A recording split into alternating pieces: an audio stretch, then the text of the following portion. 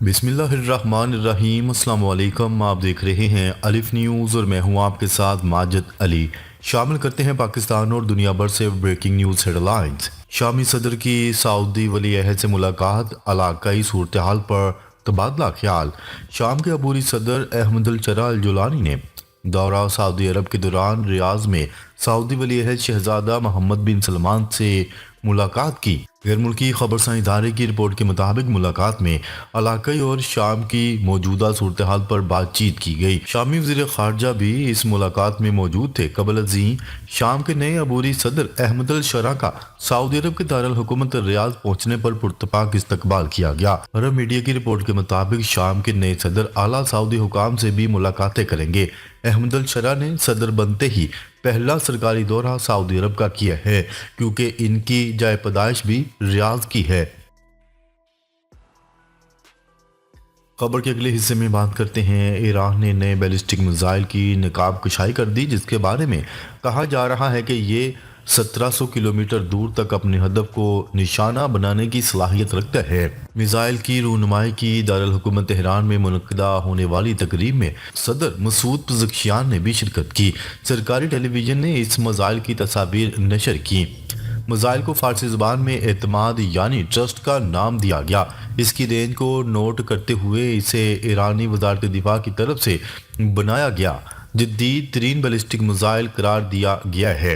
मगरबी ममालिक ईरान के बैलिस्टिक मिसाइल प्रोग्राम में पेशरफ पर तशवीश का इजहार करते हुए इस पर मशरिक़ वस्ता को गैर मुस्तहकम करने का इल्ज़ाम लगाते रहे हैं। इस मौका पर सदर मसूद पज़ेश्कियान ने एक टेलीविज़न खिताब में कहा कि दफाई सलाहियतों और खलाई टेक्नोलॉजी की तरक्की का मकसद यकीनी बनाना है कि कोई भी मुल्क ईरानी सरजमीन पर हमला करने की जुर्रत न करे। तकरीब में मकामी तौर पर तैयार करदा 3 सैटेलाइट्स भी पेश की गई हैं, जिनमें तकरीबन 34 किलोग्राम का मवासलाती मॉडल, जिसे नवाक का नाम दिया गया है, शामिल था। इसके अलावा पारस 1 और पारस 2 के ताज़ा तरीन वर्जन भी शामिल हैं। ये तकरीब ईरान के कौमी एरोस्पेस डे के मौका पर मुनक्किद की गई।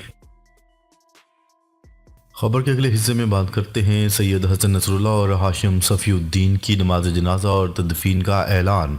लबनान की मुज़ाहमती तंजीम हिजबुल्लाह ने अपने 2 शहीद रहनुमा सैयद हसन नसरुल्लाह और हाशिम सफ़ीउद्दीन के जनाजे और तदफीन की तारीखों का बाज़ाब्ता ऐलान कर दिया।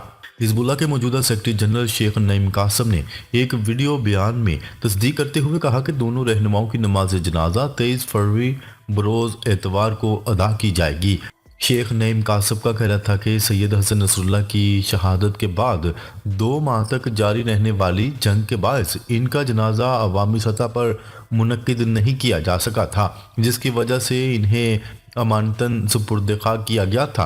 अब हालात के बेहतर होने के बाद इनकी नमाज जनाजा एक बड़े अवामी इज्तिमा में अदा की जाएगी। उन्होंने मजीद कहा कि हसन नसरुल्लाह के साथ साथ इनके जानशीन समझे जाने वाले हाशिम सफ़ीउद्दीन की नमाज जनाजा भी इसी रोज़ अदा की जाएगी। हाशिम सफ़ीउद्दीन को हसन नसरुल्लाह की शहादत के चंद रोज़ बाद हिजबुल्लाह का सेक्रेटरी जनरल मुंतखब किया गया था, ताहम बाज़ाब्ता ऐलान से कबल ही वो भी शहीद हो गए थे। तंजीम के मुताबिक सैयद हसन नसरुल्लाह की दफीन बैरूत में की जाएगी, जबकि हाशिम सफ़ीउद्दीन को इनके आबाई इलाके देर कानून अल नहर में सुपुर्द खाक किया जाएगा। याद रहे, हसन नसरुल्लाह को इसराइली फौज ने गुज़िश्ता साल 27 सितंबर को बैरूत में हिजबुल्लाह के हेडक्वार्टर पर हमला करके शहीद कर दिया था, जबकि हाशिम सफ़ीउद्दीन 23 अक्टूबर को सहूनी फौज की शदीद बमबारी में शहीद हो गए थे। खबर के अगले हिस्से में बात करते हैं। चीन और कनाडा पर टैरिफ आयद करने से अमरीकियों के लिए भी माशी मुश्किलात बढ़ेंगी, डोनाल्ड ट्रंप का एतराफ़। अमेरिका के सदर डोनाल्ड ट्रंप ने कनाडा, मेक्सिको और चीन पर टैरिफ आयद करने के बाद कहा है कि हम तजारती शराकतदारों पर टैरिफ आयद करने से अमरीकी शहरियों को माशी दर्द होगा, लेकिन ये अमरीकी मफादात और महफूज करने के लिए अहम होगा। गैर मुल्की खबरसां इदारे की रिपोर्ट के मुताबिक डोनाल्ड ट्रंप ने मेक्सिको और कनाडा के साथ फ्री ट्रेड मुआहदे के बावजूद 25% टैरिफ आयद कर दिया है। चीन पर 10% अजाफी टैरिफ आयद करने के लिए दस्तावेजात पर दस्तखत कर दिए गए हैं। माहरीन का मानना है कि मज़कूरा टैरिफ से जहां दूसरे ममालिक में इश्तियाल होगा, वहीं अमरीकी माशी नमू पर तनज़ली का शिकार होगी। اور مختصر مدت کے لیے صارفین کے لیے مصنوعات کی قیمتوں میں اضافہ ہوگا۔ ڈونلڈ ٹرمپ نے اپنے social media plate form truth social میں کہا کہ اس سے کچھ درد ہوگا، ہو سکتا ہے نہ بھی ہو، لیکن ہم امریکہ کو دوبارہ عظیم بنائیں گے اور اس کے لیے قیمت ہوتی ہے اور ہمیں وہ ادا کرنی چاہیے۔ اس کے علاوہ ٹروتھ سوشل پر ایک اور بیان میں ڈونلڈ ٹرمپ نے کہا کہ کینیڈا امریکہ کی ریاست بنے گا، جس سے امریکہ کے قریبی اتحادی کے ساتھ کشیدگی میں مزید اضافے کا خدشہ ہے۔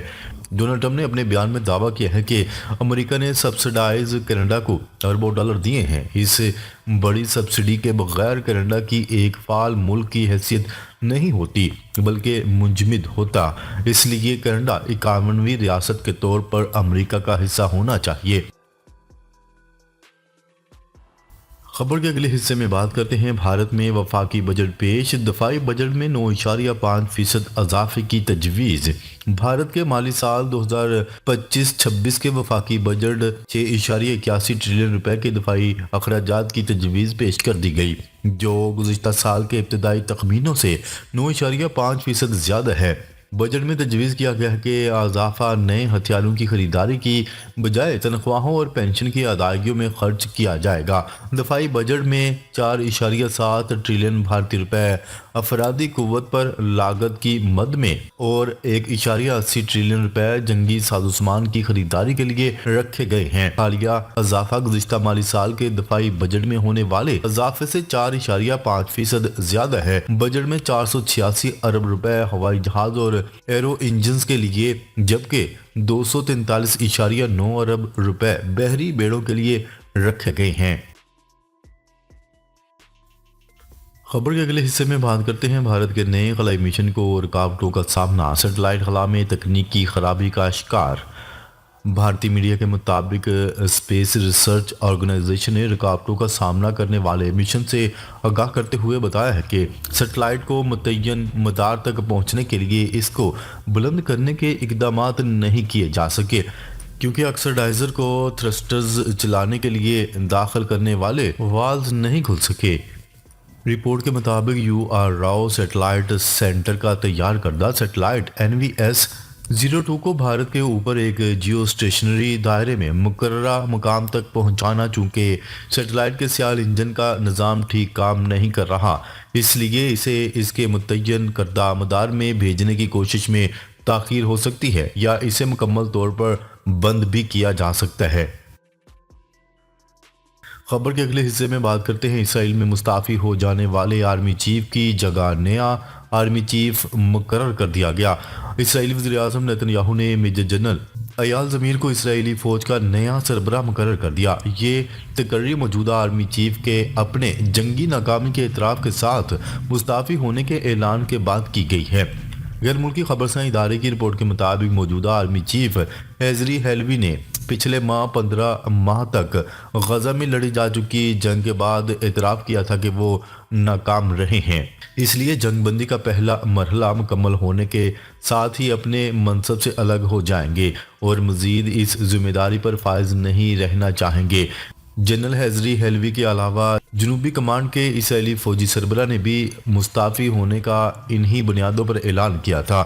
اس سے پہلے اسرائیلی وزیر اعظم نیتن یاہو نے کئی ماہ پہلے اپنے وزیر دفاع کو بھی جنگ ان کی تمنا کے مطابق نہ لڑنے کی بنیاد پر فارغ کر دیا گیا تھا اور ان کی جگہ وزیر خارجہ کارٹس کو وزیر دفاع مقرر کر دیا گیا تھا۔ خبر کے اگلے حصے میں بات کرتے ہیں ایلون مسک کی جانب سے یو ایس ایڈ مجرمانہ تنظیم قرار۔ معروف ارب پتی ایلون مسک نے امریکہ کی ایجنسی برائے بین الاقوامی ترقی یو ایس ایڈ کو مجرمانہ تنظیم قرار دیتے ہوئے اس کے خلاف کھلی جنگ کا اعلان کر دیا۔